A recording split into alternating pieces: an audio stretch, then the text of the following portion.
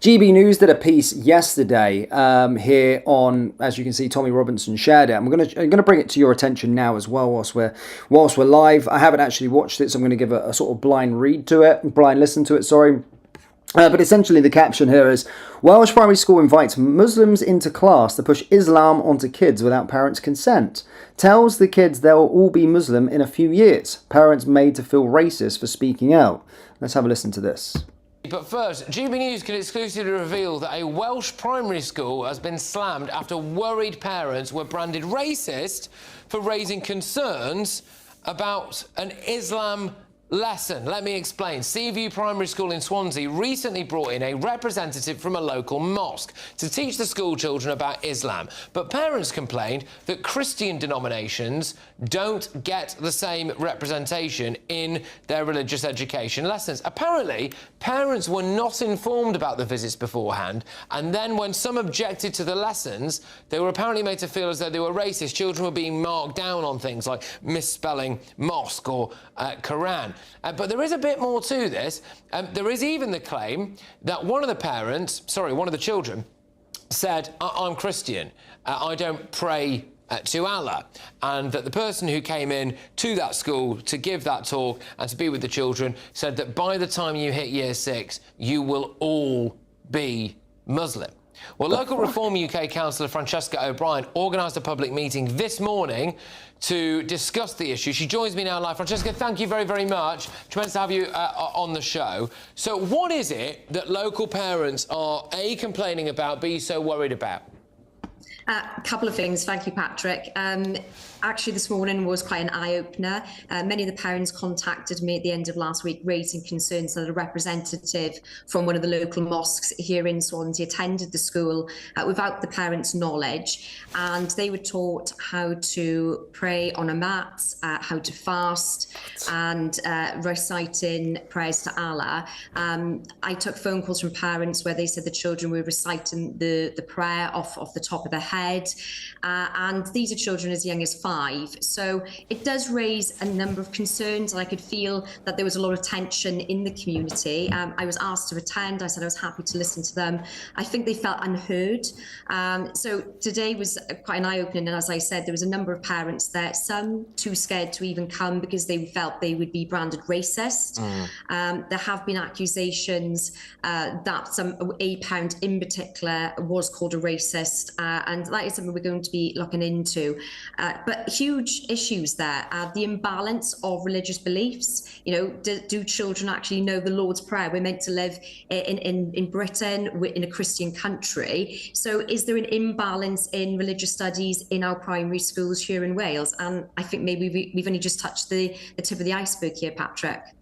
Yeah, and I think, well, look, the school has come back to us. They've said that, you know, at times they will celebrate Christian festivals and things like that. That's what they said. But as far as the parents are concerned, this came off the back of another story out of Wales recently, I think, didn't it? Indeed. Which was to do with halal meat. Is that true? What's going on there?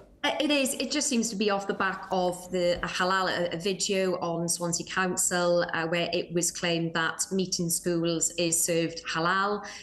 So many parents weren't aware of that. I have since written to the Cabinet member to get clarification on that and to see if that is the case. So this is accumulation of things where parents feel that they are either being misled, that there's no transparency, and they're not being listened to. And I think there's a chance where it's getting heated, and I think people just want to feel heard. It's their children's education. It's important. They want to know what's going on in their school here in Swansea. Well, quite. And I think there's a slightly broader picture here. I mean, we've spoken a lot about, on this show anyway, about things like Wales being, I think it's a country of sanctuary or something it's along those lines. Of sanctuary, yes. Yes, quite. And I just wonder, is this, because it's quite an interesting microcosm, Wales, actually, which I don't want to talk about an entire proud country like it's a microcosm, but of what it's like to live for a prolonged period of time under quite a hard Labour government.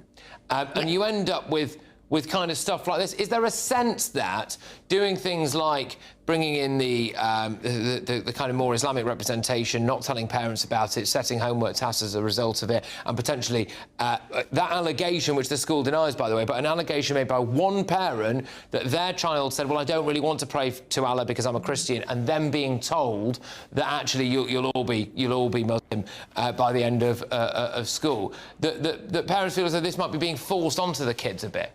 It just questions, is it being indoctrinated in the schools? Are other representatives from other faiths going into the school? And that this is where questions do need to be asked. I think the parents were very open-minded with churches and so forth going into the school and teaching. It is important, but equally, do we have the Christian community going in and teaching the Lord's Prayer? And it's making sure that there is balance, that there is transparency. And at the moment, when parents went in last week to get that transparency and that openness, it was actually denied, it appears. And it just feels that what a sad state of affairs that parents feel that they can't ask or can't challenge, dare I say it, the school who are teaching their children. Like I say, these are children as young as 5.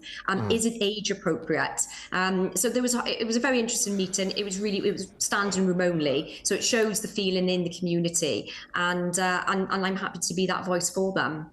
Just very quickly, Francesca, as well, whilst I've got you, I'm not including this school directly in this, by the way, but I think there are other concerns about what's being taught to children in schools in Wales as well, aren't there? So you've got this kind of stuff, you've got the halal meat being served, and then you've also appeared to have quite radical trans stuff, don't you? Yeah.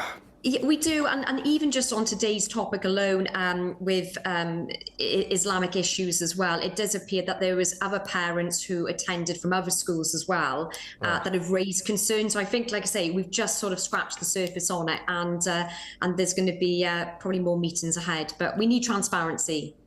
Absolutely. Look, Francesca, thank you very much. Absolute pleasure to speak to you. Yeah, Great stuff. Francesca O'Brien there is a local Reform UK councillor. Just on that meeting. So look, we did go to Seaview Primary School. It's fair to say that they have disputed some of the allegations here, and I want to tell you what they've said. So the claims being made are not true.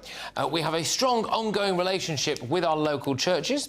We have regular visits, and our pupils participate in major Christian festivals, and they're including Christmas, Easter and the annual Harvest Festival. This was the first time someone of the Islamic faith from our local mosque was invited to the school. They go on to say that it's untrue that pupils were told that they would all be Muslim by the time that they get to year 6, or that they were taught to pray in Islam. I'm not quite sure they've worded that correctly, but anyway, we get what they mean. We pride ourselves on being a school where everyone is treated with dignity, tolerance and respect. Lessons and assemblies mainly reflect the broad traditions of Christian belief, but we also try to give our pupils a basic understanding of the world's other major religions. So that is their statement there. Yeah, well, that's absolutely shocking to hear in the first place. And of course, well, how can they literally just say that the guy never said that? Were they there all the whole time where they didn't tell the pupils? Have a lot of the people saying that they're going to be Muslim by year 6? There's not just someone just made it up, is it? That's the whole point here. And the thing is, with schools have been very, very passionate about it, and it goes on to the whole Netflix thing we discussed a couple of weeks ago, or last week as well, with Netflix pushing their agenda onto it. The reason why they do this is because the young children have an innocent mind. Of course, they're a sponge. You're just conscious. You're only just conscious. You absorb all the information that you can get. Trying to push this sort of stuff onto them at a young age. Now, this school in particular, they shouldn't be doing this. They absolutely shouldn't be. Why does a 5-year-old need to know about Islam at that age? Why do they need to know that at that age? They don't need to push that agenda onto them whatsoever. And if they're not getting the sort of great information with regard to Christianity and whatnot, then, Islam shouldn't be pushed onto them at all. I really don't like when they start doing this, especially without the parents' consent. A parent sends their child to school for an unbiased education. They send them there to have an unbiased education. A teacher shouldn't be having and pushing ideologies and opinions onto pupils. They should be there to do the curriculum and be unbiased completely. This is also the problem where you get these teachers. I see it in America. I also see it in the UK with these people that are part of the LGBTQ ideology movement. They push their views, and they're with your child for majority of the day, especially when they're young, as we said, they're 5 years old. Their mind is a sponge. They're just absorbing information. And then you've got a teacher who's in authority as a child, pushing their ideologies and agenda onto their pupils for the majority of a year, which I find disgusting. And they do need to have permission, because a parent sends their child to school for an unbiased education, an education that's in the curriculum, not some maniac who's just come out of university pushing their crappy ideologies onto their students. Whether that be banning Easter to make Refugee Week, that's ideology, that's their beliefs. Keep it to the traditional values of this country. Keep it to what we talk about and what we want as a country and a nation. Unbiased education, not indoctrination from trans ideologies or Islamic ideologies pushed onto people's kids without the parents' permission. I can absolutely see where the outrage is coming from these parents, because it's absolutely sick and disgusting, and they shouldn't be doing that. So good on them, the whistleblower, for calling this stuff out. But unfortunately, this is something that happens quite a lot throughout the UK that we're reading. As stated, in Easter time, and Easter was cancelled for Refugee Week. We also had other things where Christian festivals were being pushed back to be more inclusive for other students. Unfortunately, darling, this is a Christian nation. And again, at school, we all did it. We had to sing the sort of Bible bashing songs. Whatever, whether you liked it or not, we all joined in. No one had a problem, because it's a part of our country and our curriculum and all of our beliefs and traditions as a country. And no kid moaned about it when I was younger. In fact, just got involved in it. It was just a part of it. So if you come from another country, unfortunately, you've got to adapt. You don't see me or us going to other countries and telling them how to change their school curriculum. So yeah, fuck that. And we need to be staying very, very strong on our beliefs. But also we see it quite a lot, even through film, through TV series, through media, even about sort of pushing sort of trans crap down people's throats. And they do target the youngsters, because